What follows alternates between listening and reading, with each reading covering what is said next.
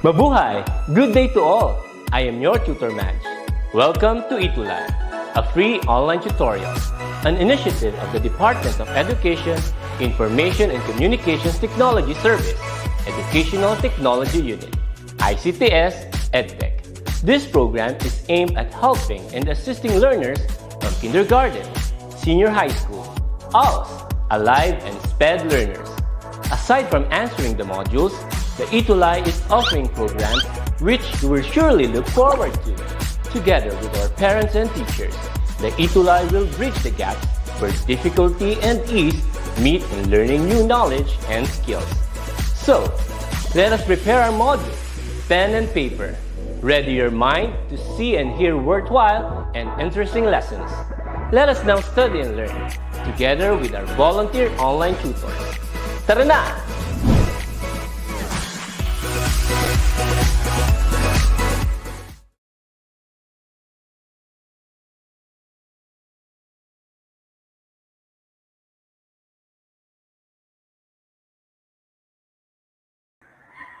Good morning mga ka-ETUlay, Luzon, Visayas, and Mindanao.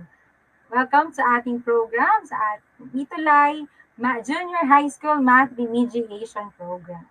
Kumusta po ang lahat? Sana ay maayos ang ating internet connection sa lahat at naririnig o malinaw ang aming episode ngayong umagang ito. Ayan, nagkakaproblema. Good morning, Tutor Ken.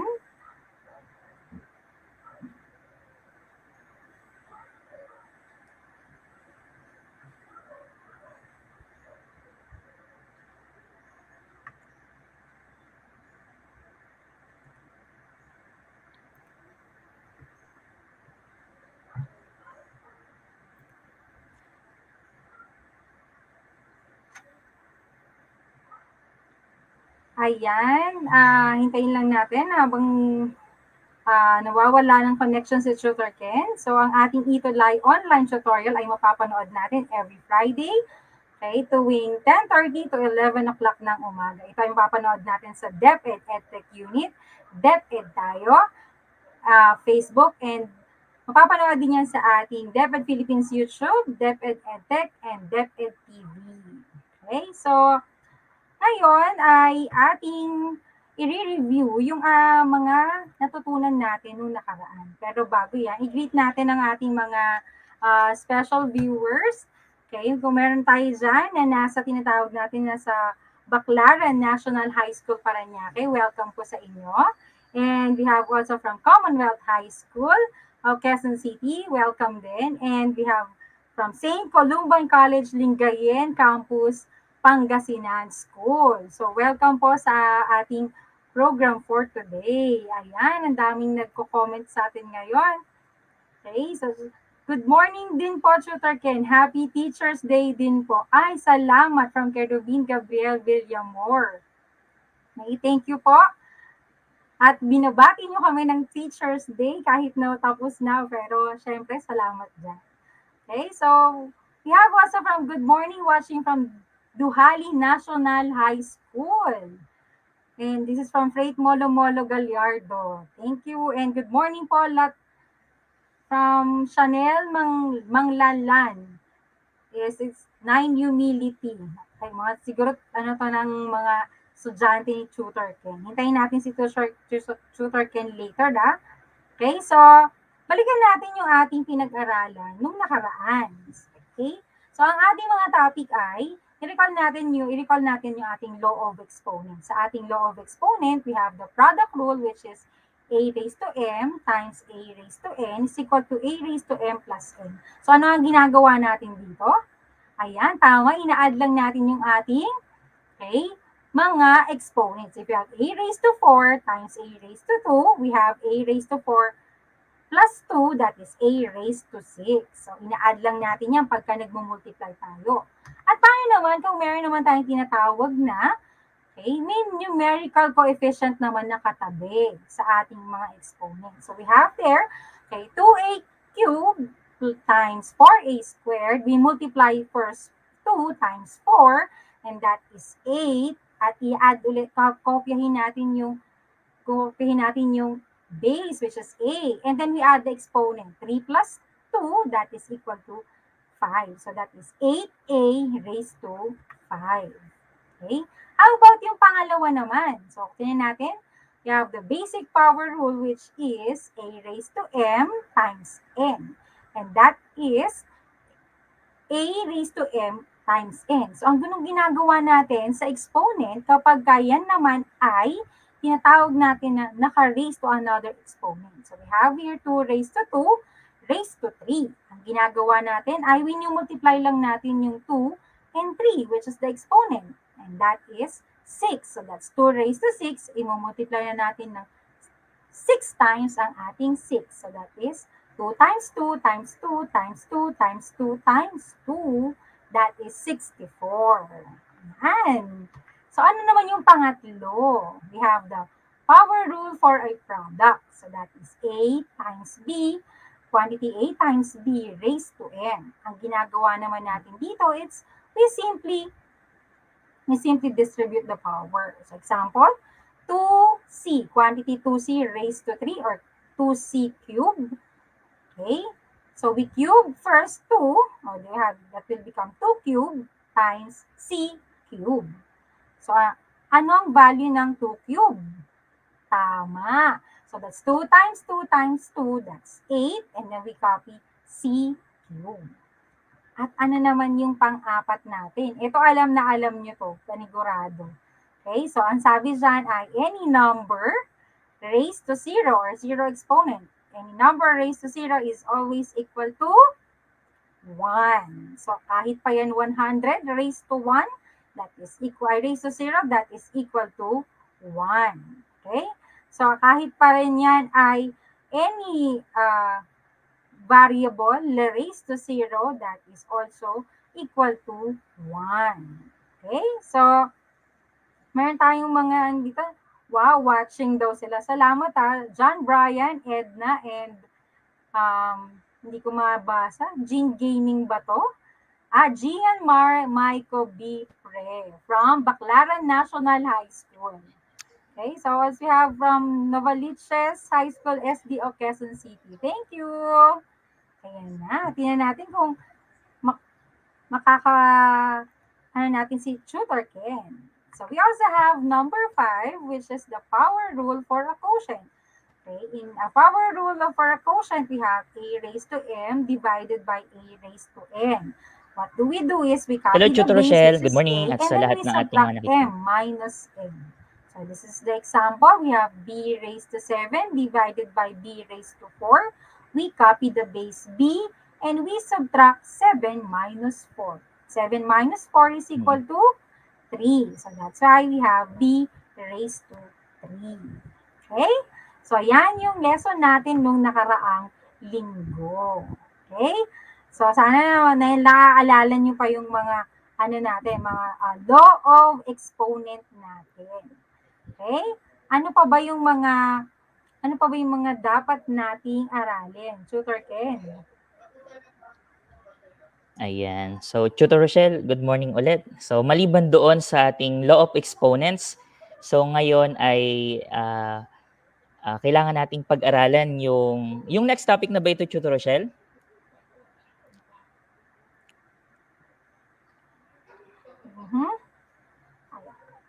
Next slide natin ay, ito na yung pag-aaralan natin ngayon.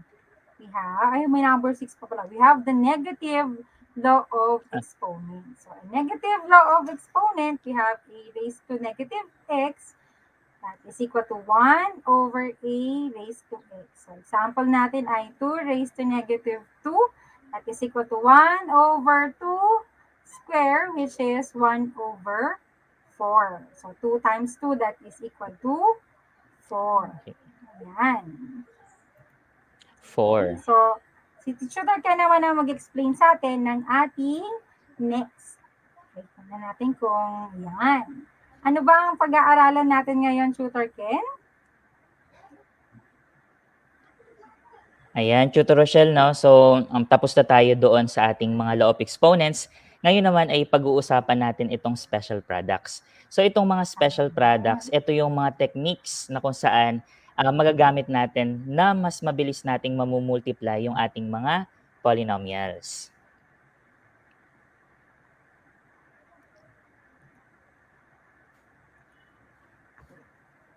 So, umpisahan natin. Tama yun si Tutor Ken. We have our special product. So, the first one is we have the difference of two squares. So, ang ating difference of two squares is equal to x plus y times x minus y. So, that is equal to x squared minus y squared. So, that is, we use first the distributive property. So, ang distributive property natin ay we multiply it first. So, x times x plus y times x plus minus y is we have, okay, so x times x, that's equal to x squared, and we have x times negative y, that is negative xy, and we have x times y times x, that is positive xy, and y times negative y, that is equal to negative y squared. So, pag in-add natin yan, we have the, okay, so kinakancel natin yan kasi the one is negative and the other is positive. So, we bring down x squared minus y. Ibig sabihin, the long method is this one. So, tignan naman natin kung paano yung short method. Okay, so tignan natin to. If we have 4a plus 5b times 4a minus 5b, we multiply that one. Ang gagawin lang natin ay we square the first term, okay, which is 4a squared. And then we also square the second term, which is 5b squared. Tandaan natin, ito ay one is positive and the other is negative, and they both have the same term. So kapag nagmumultiply tayo ng ganitong given, okay, we just square the first term and we square the second term. Tapos minus ang kanilang sign. So what is 4a squared? Okay, tama. That is 16a squared. Okay, minus, what is 5b squared? That is 25b squared. So, yan yung tinatawag natin. Ito na agad yung sagot. Okay, so ulitin natin ha. Kapag difference of two squared, we multiply terms having the same term. So, one is positive and the other is negative. So, we just square the first term and we square the second term. And then, ang ating operation ay minus sign. Okay, so next, let's have. Ay, wala si Tutor Ken. So, sige, ako na lang muna ang para sa mga taga-Palawan dyan, okay, na nanonood sa atin. Okay, so we have here the next, which is the difference of two squares. Okay, so ito naman ay, okay, so let's see another example again. So we have 7s plus 2t. Again, okay, multiply to 7s minus 2t. Okay, same terms, one is positive, the other is negative. So we square the first term, which is 7s squared, and then the second term, which is 2t squared. Okay, and what is 7s squared? That is equal to 49s squared. Good. Next, how about 2t squared? Ano naman ang sagot natin dyan? We have, okay, good, 4t squared. Pag-in-square natin. So, ito na yung pinaka-sagot. That is 49s squared minus 4t squared. So, madali lang, di ba? Nakuha niyo ba lahat? Nakuha ba natin lahat yan? Okay, so kung nakuha niyo yan, okay, ang gagawin nyo ay sagutan natin to. Okay, so you type the number and the letter of your answer. Okay, example, number 1. What is your answer? Okay, 4a plus b times 4a minus b. We have here, ito na yung keyword natin. Okay, we have 4a squared minus b squared. What is your answer? I-type yan sa ating comment section. Tingnan natin kung tama yung sagot niyo. Okay, number 1, is it letter A or letter B? Ayan, okay po. Si Gladys and Trixie. Trixie nakita, and then Gladys biglain kapalan. Okay. Hello, Aubrey Marie Bertos from Baclaran National High School. Talagang nasisipag ng mga estudyante natin. And Asian Torres, good morning po. Nine Chastity from Baclaran National High School. Wow, ang dami. We have Dre Hakuda. Good morning po, Shalita Junior High School, grade 8, section L. Hello, from Shalita Zamora Junior High School. O ano, may sagot na ba kayo? Ayan, si Sheila, meron na siyang sagot. Letter A. And then we have also Jillian Rivero, letter A. Hello, Gladys. Yeah. So, we have also from Commonwealth High School. Okay, so, hello, Josan. 8 Bismuth po from Commonwealth High School. Okay, ayan, tingnan natin kung meron na silang sagot. Very good. You type number 1 and then their answer. So, the correct answer is very good. 16a squared minus b squared. Galing ah. And about number 2? Again, okay, you type the number 2 and then the letter. Okay? So, a squared plus b squared multiplied to a squared minus b cubed. Sorry. A squared plus b cubed multiplied to a squared minus b cubed. Okay? So, ito na yung keyword natin. We square the first term. We square the second term. Tignan natin.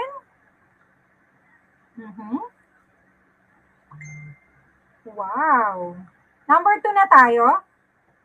Yeah, number 2. Hi po, watching from Bongga Menor Elementary School. Wow, may Ellen tayo dito. Hello, Iza. Iza Hamia Dakuan. Sige, para may advanced lesson ka na sa junior high school. Anong sagot natin sa number 2? Type number 2 and then the letter. Very good, Kelly. Emmanuel Junior Misola. Kelly Brian Balitos. Yan, sumasagot sila. So the answer is, ito ba ang sagot? A raised to 4 minus B raised to 5? Or A raised to 4 minus B raised to 6? Tingnan nga natin. Dami na nilang sagot na tama ah. Okay, so let's see if your answer is correct. Very good! So, A raised to 4 minus B raised to 6. Congratulations sa mga sagot. We have Gaming PH, Rebemesed ba to? Gladys also, and we also have Jennifer Magora. Okay, so very good din si Kelly Bryan. Number 2 is B. Okay, Amber, how about this one? X raised to 11 plus y raised to 12 multiplied to x raised to 11 minus y raised to 12.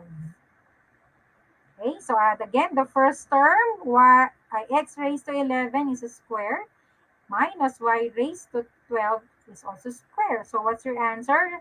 Type number 3 and then the letter. You just have to choose. Ano kaya ang sagot nila? We have Andrada Norhanisa. Okay, so we have also from Baclaran National High School. Okay, so batiin ko lang din yung teacher nila, si Mr. Red Suwan. Okay, hello, Teach. Thank you po sa pag-invite at pag-join ng mga students niya. Again, number 3, ayan, ang dami. Sabi ni Jennifer, ni Zyrene, ni Mira, ni Onofre TV. Wow! Si John Bryan. Si Kelly Bryan ulit. Si Minerva. At saka si Gladys. Lahat sila si Minerva letter A. Okay, tingnan natin kung anong sagot ang tama. Natin Okay, so ang sagot dyan ay, ang square ba nito? Minumultiply natin yan. So the answer is letter B. Okay lang. Bawi tayo sa number 4. Okay, how about if we multiply a squared, b raised to 6 plus 5, and a squared, b raised to 6 minus 5. Okay, so ito na yung given natin. We squared the first term, then we put minus sign, and then we also squared the second term. What's your answer? Is it letter A raised to 4, b raised to 12 minus 25, or letter B, it's a raised to 4, b raised to 36 minus 10. Tingnan natin. Again, type the number of your answer. I type the number and then the letter of your answer. Wow! Ang dami na nilang sa si Chanel. Masisipag si Trixie, si Onofre, si Kelly Bryan, letter A.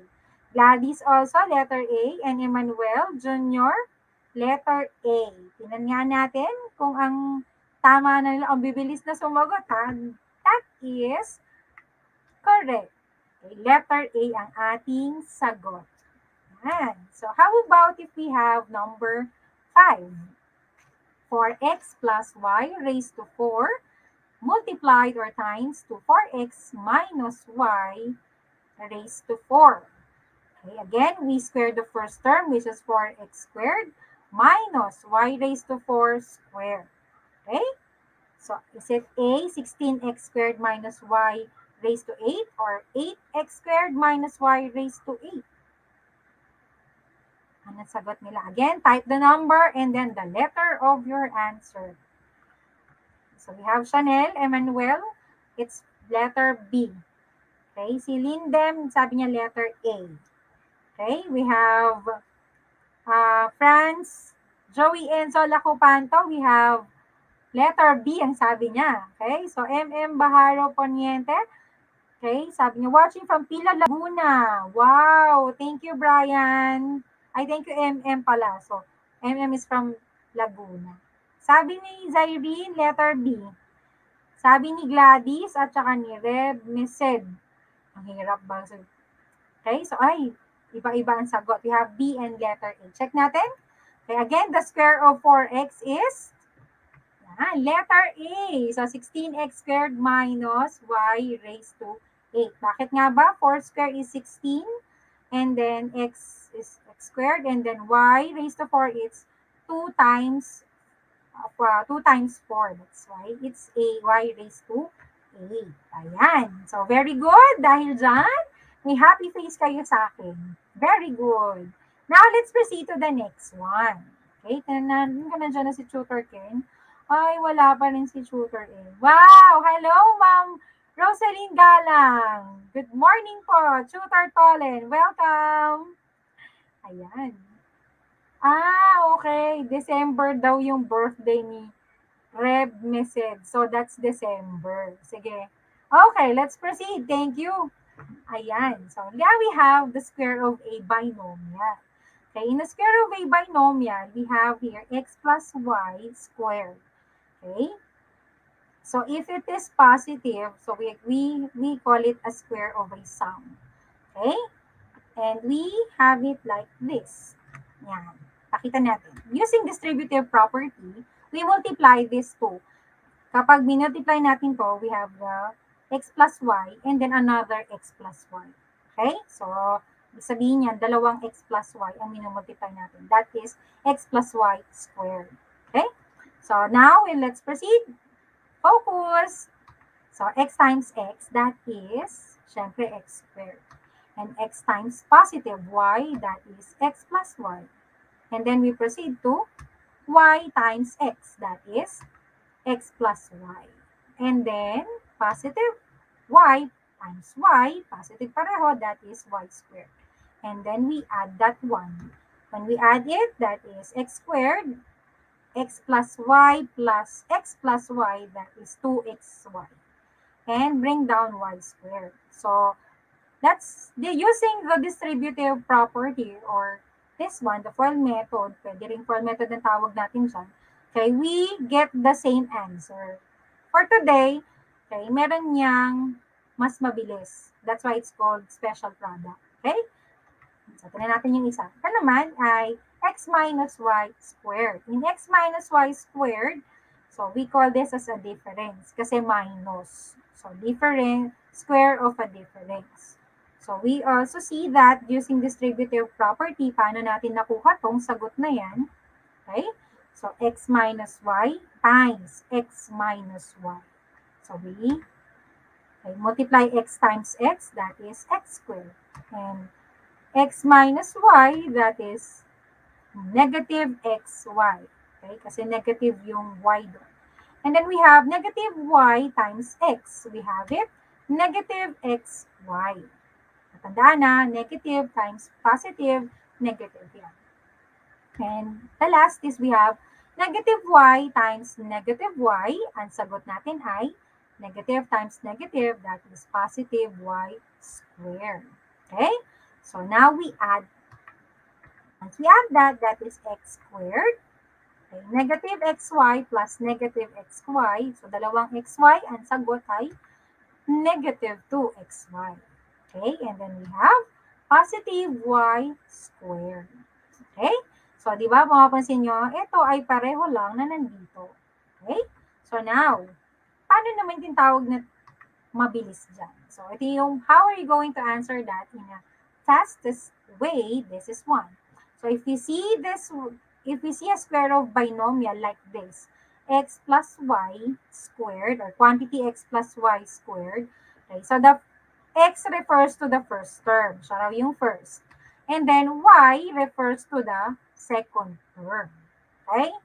So, ang gagawin natin ay we have to square the first term. Okay? So, what is the first term? Ito yun. Okay? The first term is 3x. So, we square it. We put raised to 2. The next thing is twice the product of the first and second term. So, this is our first term. This is our second term. Twice daw. We multiply it to 2. So, makikita ninyo, this is 2. Okay, the first term is 3x and the second term is 7. Okay? And the third is, we square the second term. What is the second term? That is 7. Okay? So, 7 square. Ito na yung isi-simplify natin. We have it as, okay, 3x square is 9x square. And then we multiply 2 times 3, x times 7, we have there 42x. Okay? And the last one, which is 7 square, or that is equal to 49.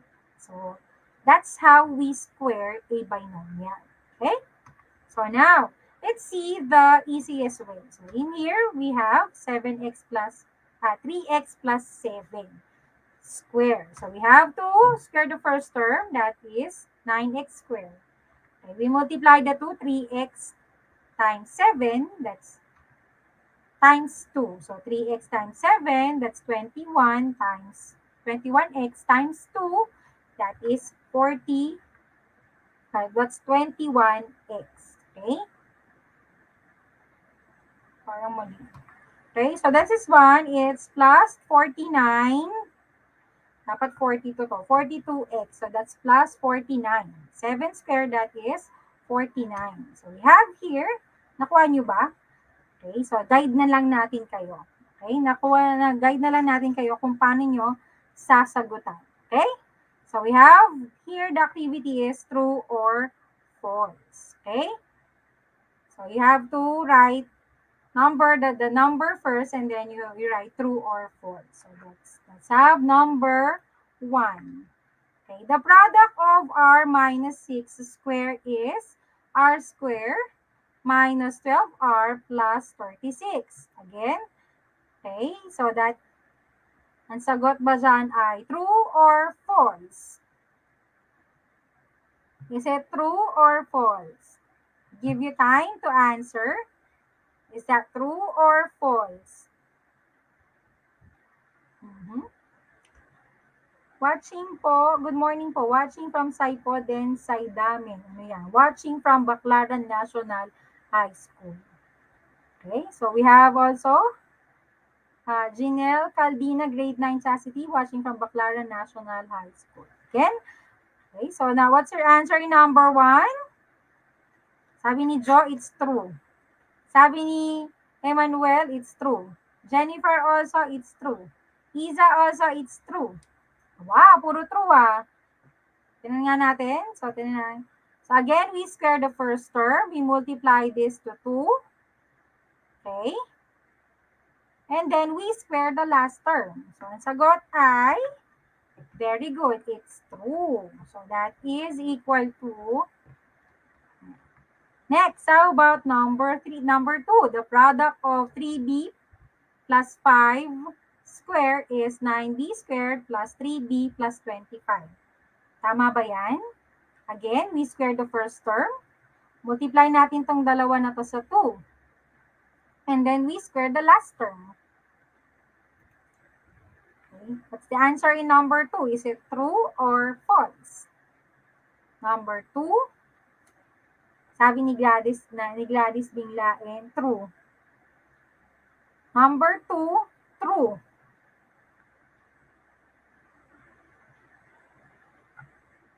Number 2, sabi ni December, true daw. And Emmanuel, it's false. False ba? Tingnan natin. Okay, so that is true.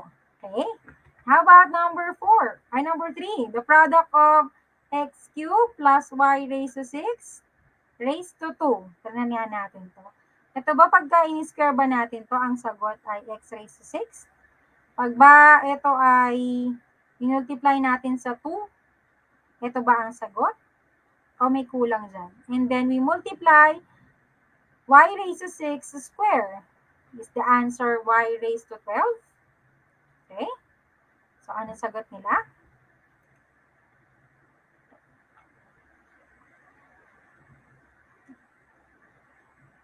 Wow! Nga kailangan daw nito for the quadratic equation. Ni Tutor Tolling. Talon Village National High School are watching. Good morning po sa Talon Village National High School. Okay, so we have also, the answer is it true or false? Wow, meron tayong grade 6, Pambonga Menor Elementary, SSES. Elementary pa lang. So, okay, let's have, in here, this is false. Bakit kaya? Ano kayang kulang dito? So, we have here, yun, yung 2. Kasi minumultiply natin yung middle term sa 2. Last, number 4, let's have the product of 4m minus 3n squared. Okay, so let's have here, is it true or false? Ang square ba ng 4m ay 16m squared? Ang pag minultiply ba natin to sa 2, that is negative 24mn. At pag ito ba ay square natin yung second term natin, is it 9n? True or false? So, yan. May sagot na tayo. Okay lang, Gladys. That's okay. At least you're trying to answer. Walang problema. Sabi ni December, it's false. Tama ba? Sabi ni na it's true. Tingnan nga natin. Tignan mabuti. Ulitin natin. Ayan. So, that is, ayan, number, it's false. Bakit kaya false? Sabi natin, the correct answer is 16m squared minus 24mn plus 9n squared. Nakalimutan yung square. Okay? So, ayan yung tinatawag natin. Again, pagka square of binomial, we square the first term. We multiply this to 2 and we square the last term. At dyan, nagtatapos ang ating session for today. Sana natandaan ninyo yung dalawa nating tinuro. We have the square of binomial and the sum and difference of the same two terms. Okay, so yan, sa lahat ng nanood sa amin, you can scan this QR code for your ETUlay feedback.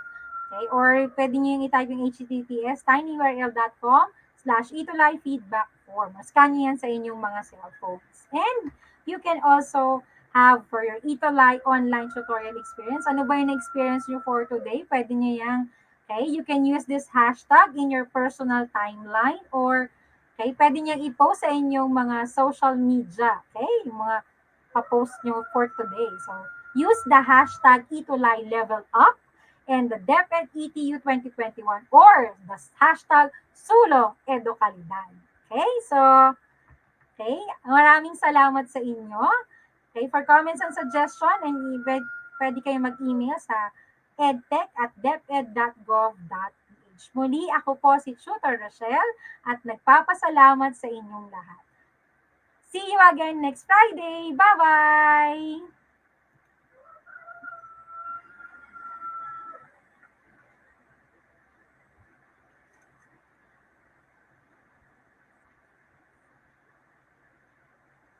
Thank you.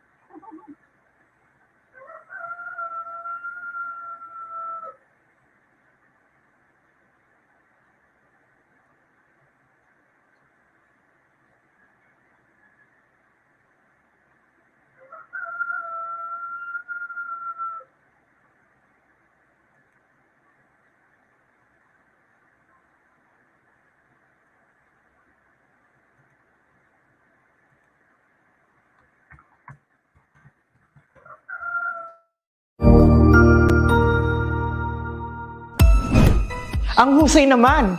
Natapos mo ang iyong tutorial session kasama ang iyong mahusay na ETUlay tutor. May bago ka bang natutuhan? I-share na yan gamit ang hashtag ETUlay Level Up. Huwag aalis ha, dahil may susunod pang programa na pwede mo ring panoorin at salihan. Dahil naghihintay na ang iyong mga tutors. Happy learning dito sa ETUlay!